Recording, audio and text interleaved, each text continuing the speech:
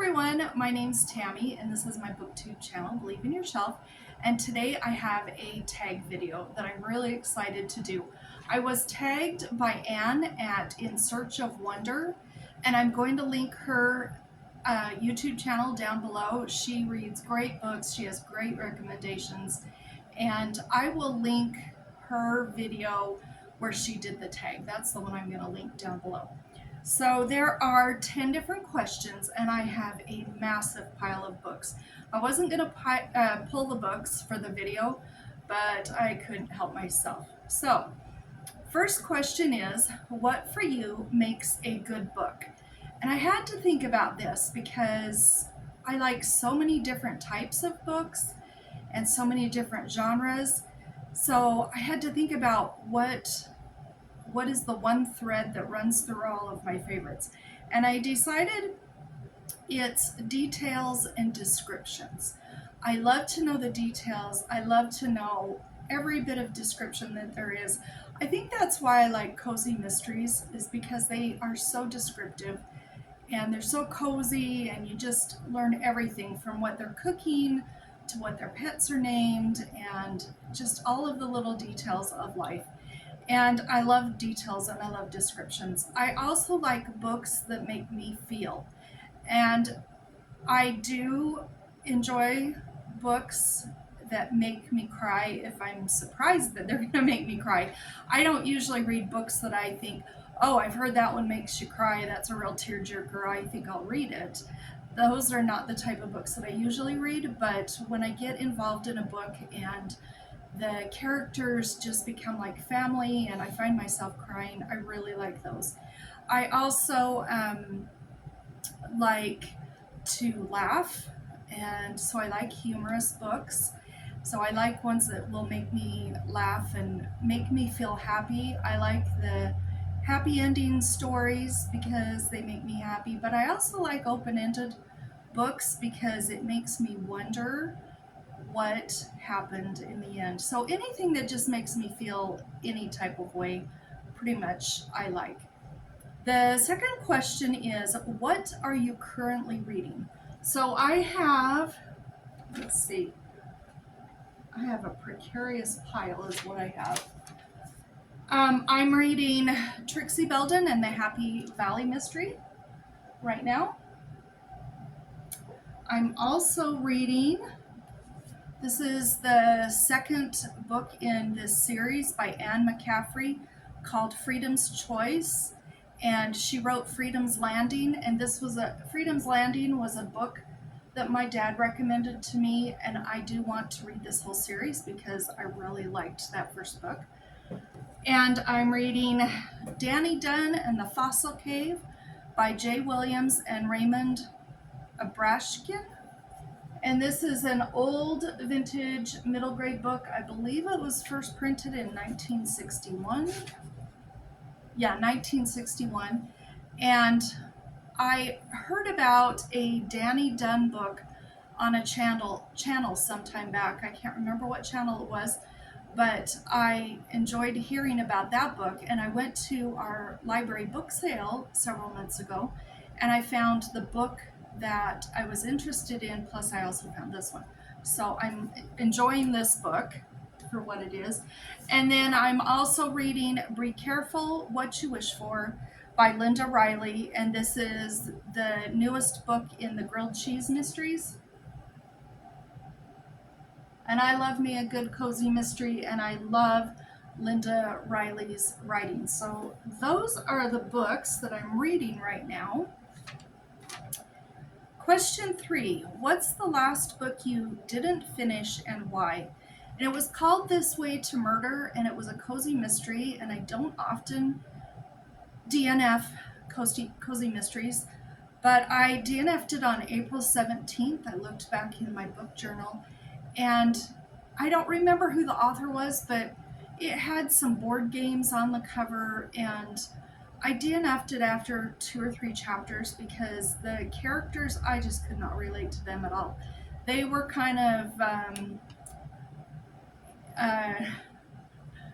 how do I say this? I don't want to offend anybody, but they were kind of like hipster college kids. And that was so long ago with college that I just didn't connect with the way they talked and everything. So the next question, what obscure book do you wish other people would read? Well, I've never heard anybody talk about this. I read this. I think some of my girls have read it. My mom read it and she says she doesn't like it, but I really loved it. It's called The Sunflower by Richard Paul Evans. And that's what the cover of that looks like. Now, this is a true story. We're following Christine, and it's right before Christmas, and her fiance breaks up with her, and she's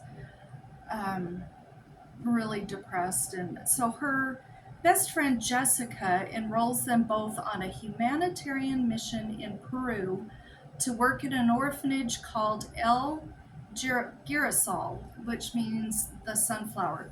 So they go out there, and there's also a doctor working out there, Paul Cook, real guy, and he's a doctor. He was in the United States, and I can't remember the exact detail, but something goes wrong during a surgery, and he just cannot get over it. He's just devastated over it. I think, whoever he was operating on or working on passed away, and he can't get over it. So after some time, he just has to leave the United States and just go somewhere else to try and put his mind on other things. And so he goes to this orphanage, and he's working to make the orphanage better. It's mostly boys. I think there's one little girl, and she has such a rough life in this orphanage.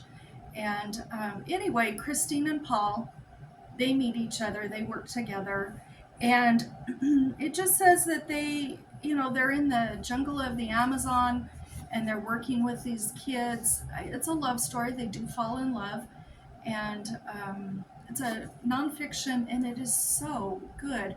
It is so uplifting and hopeful, and just so heartwarming. I wish everybody would read this book. I think it's a really good book.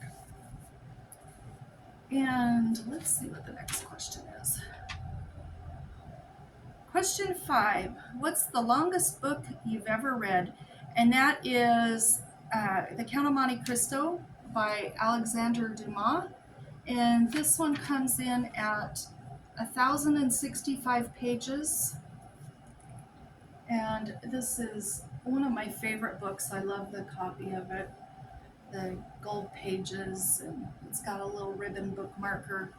And I think this is the longest book I've ever read.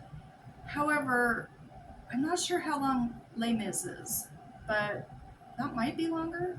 But I've read that one too, but I think it's this one. Okay, next question. If you could have a dinner party with 5 fictional characters, who would they be? Okay, I had a hard time with that one because that's a mean question. I want to have a dinner party with everybody on my shelves, but I'm not picking 5. I have to pick 6. And I went to sit down in front of my bookcase that has kids' books, middle grades, young adults, and that's where I started, and I thought, I'll just work my way through and pick out 5. Well, there's so many interesting characters in the middle grade books. I would love to have a dinner party with these 6 characters being the ages they are in the books. I also would like to have a dinner party with these characters all grown up, because I think that they all have many, many stories they could tell. And I do my booktube channel, but in real life, if I'm in a group of more than maybe 2 people or 3 people, I don't talk. I don't say a thing. And if I'm in a large group, I'm not going to say a word. So if I'm going to have a dinner party with 6 people, I need them to be talkers. So the people that I picked Mary Call in Where the Lilies Bloom. And this is by Vera and Bill Cleaver. I have read this so many times. And this is a story of her and her, she and her sisters and brother are living together. Their parents have passed away and they're trying to keep their family together, and she is so strong and she just takes care of her family so well. She's about maybe 16 in this book, and nobody's aware that their parents have both died, but she knows that if she tells anybody, they're all going to get split up and sent different places. So I think she would have some good stories because she tells a lot of really good stories in this book. Then I have 3 girls and 3 boys. The other 2 girls that I would have to go with Mary Call would be Trixie and Honey from all of the Trixie Belden books by Kathryn Kinney, because they solve so many mysteries and they're just adventurous and they're fun and they're happy people and they're smart girls, and I think they would have a lot of fun things to say. So then my 3 boys, these books are both by Wilson Rawls. And this book here is Where the Red Fern Grows. And this is Billy. And I know that you've heard this, what this story is about, so I'm not going to really talk about it. But we've got him, and then we've got Jay Berry in Summer of the Monkeys. And I think those 2 boys would have a lot to talk about also, adventurous boys. And then, of course, with them, so they need another boy too, I would go for this book. This is Sam Gribley, and he's in My Side of the Mountain by Jean Craighead George. And I think those 6 kids would be so fun to listen to. I also think they'd be fun to listen to if they were adults. So that's the answer to that question. Then, let's see. 5 books you'd want if stranded on a desert island. Okay, well, first thing, I would take my scriptures. I would want those with me. And then I would take mostly big books because I would be able to read them over and over, and it would take me a long time to read them all. But the first one is the exception to the rule. This is The Velveteen Rabbit by Margery Williams. And I would like to have this one because it is so sweet and it just makes me so happy. And I would want a comforting book with me, and this is a comfort book to me. Okay, my pile is huge. I'm hoping it doesn't tip. Then I would take my bind up of the Sword of Shannara trilogy by Terry Brooks. And I would take this one because altogether this one has 1,191 pages. And when I read this, I get lost in the story. I just am immersed in the book. And this would take me a long time to read. Then, oh my gosh, my pile is precarious. I would take Daddy Longlegs by Jean Webster because this one makes me happy. This one makes me laugh. This is just good vibes all the way through the book. And I would want something to make me laugh and not be so worried about being stranded on an island. And then I have Oliver Twist by Charles Dickens. I read this earlier this year. You guys picked this for me to read in my Oh the Shame video, and I loved this so much. And this one's pretty long too. This one is 553 pages, and I really liked it, and I think I wouldn't mind reading this over and over. So those are my 5 books that I would like to have with me. Okay, what is one book you could not put down? I have Fierce Kingdom by Jen Phillips. That's the cover of that. And I know that I've talked about this somewhere back in a video, but this is the story of a mother and her son who's about 3 or 4, maybe 5, And they go to the zoo often. They go once a week after she picks them up from daycare or preschool or whatever. And so they know the zoo pretty well. They're pretty familiar with it.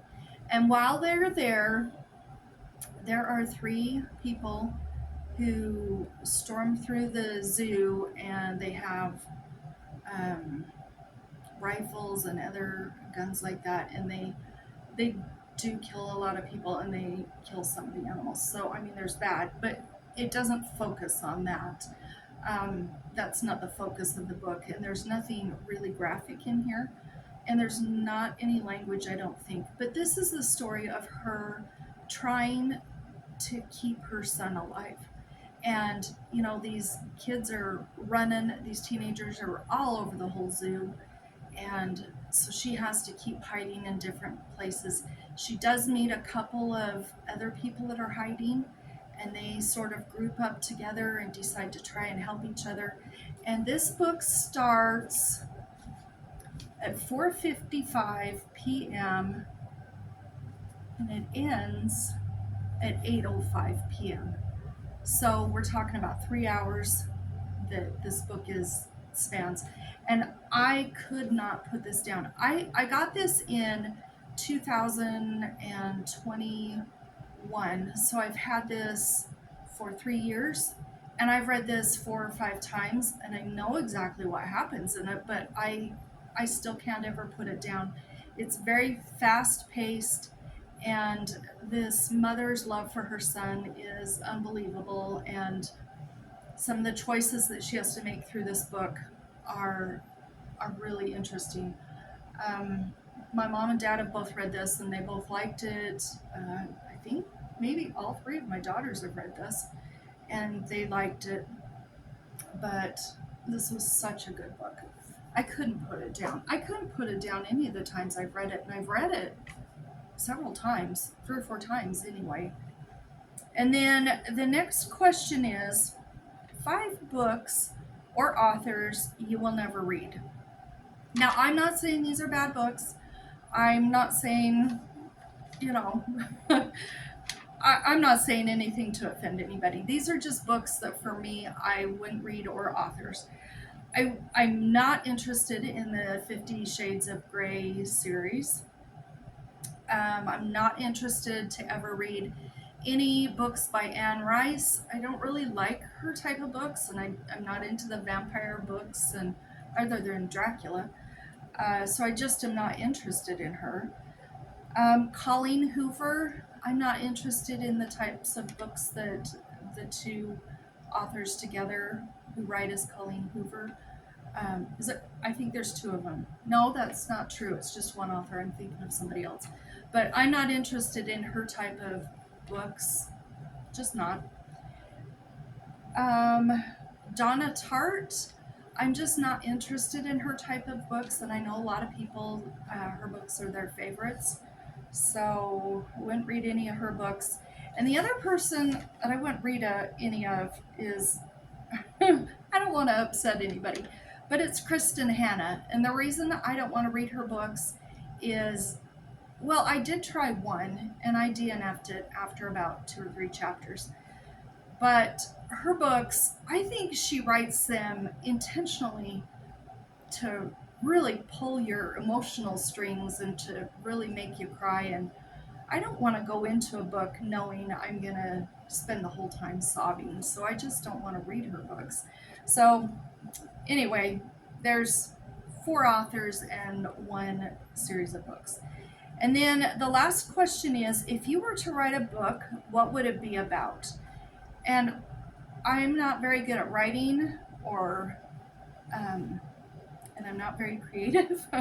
So I think what I would do is make a book that's just for my 4 grandkids, and it would be love letters to my grandkids, telling them about things that they did when they were little, or funny things they said or done, special moments I've had with them, because they are everything to me.